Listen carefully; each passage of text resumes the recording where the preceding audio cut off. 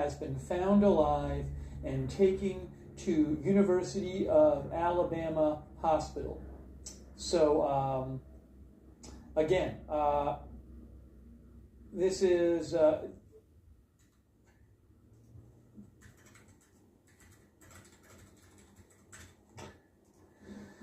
again, WBRC reporting Carlee Russell found alive, taken to University of Alabama Birmingham Hospital.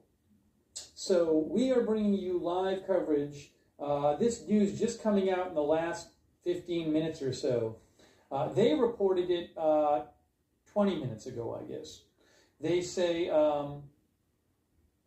WBRC has confirmed through Angela Harris. I'm not sure who Angela Harris is, that Carlee Russell has been found alive and taken to UAB Hospital.